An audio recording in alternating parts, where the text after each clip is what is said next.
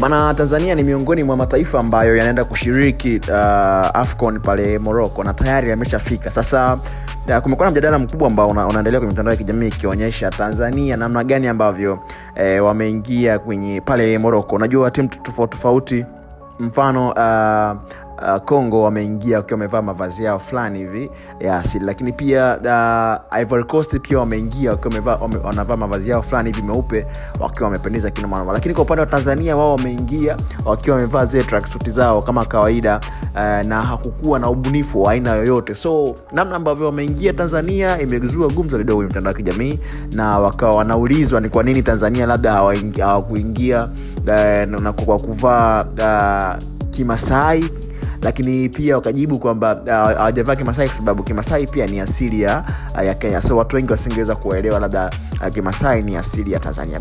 Basi wangeingia na ubunifu wa aina yoyote ile kuhakikisha kwamba wanatangaza Tanzania, lakini pia wanaingia kuonekana kama kumake headline pale nchini Morocco. So issue hii imezua gumzo kidogo kwenye mitandao ya kijamii. Sasa msemaji wa TFF Cliff Mario Ndimbo ametoka wazi na kusema kile ambacho kimekuwa kizungumza kwenye mitandao ya kijamii na ni kitu gani ambacho amekiona na comment zake zipoje. Yeye kwa maoni yake ni kwamba amesema hakuona kitu cha ajabu sana kwa Tanzania kuingia vile, lakini pia amesema kwamba mavazi ambayo wangeingia nayo, unajua kuna picha ambayo ina trendi ni AI, lakini inaonekana wachezaji wa Tanzania wamevaa Kimasai.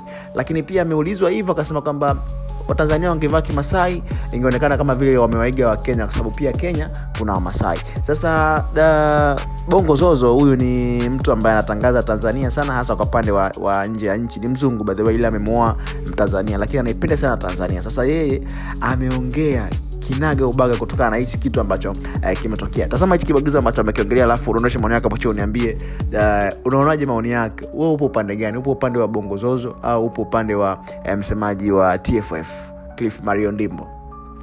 Vazi la taifa halijawahi kupatikana mpaka kesho. Rudie tena. Halijawahi kupatikana mpaka kesho. Vazi la taifa halijawahi kupatikana mpaka kesho. Vazi la taifa halijawahi kupatikana mpaka kesho. Hata kuna picha moja imetengenezwa wachezaji Taifa Stars wakiwa kwenye vazi la Kimasai. Lakini hata Kenya kuna Masai. Kenya ikiwasili sehemu wakiwa wamevaa Kimasai, tunalalamika mavazi yetu hayo. Vipi akija Mchaga akasema kwamba mbona mimi sijawakilishwa? Hivi Mchaga na nguo za asili hata kama wanazo, sio kwamba wanafahamika kwa hizo nguo kama Masai. Na Watanzania hawana shida kuwakilishwa na Masai. Tanzania haina ukabila.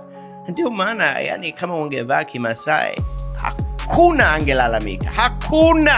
Swala siku kutojiandaa au swala ni kujiandaa? Mmezubaa. Yani AFCON ni fursa ya kutangaza nchi, yani utamaduni, mavazi, utalii. Lakini zaidi kuandika visit Tanzania, sijawahi kuona hamasa yoyote. Bado linahitaji mjadala. Mjadala umeisha. So many comments. AFCON ni kuchangamkia fursa yake. Ndio jibu kuntu.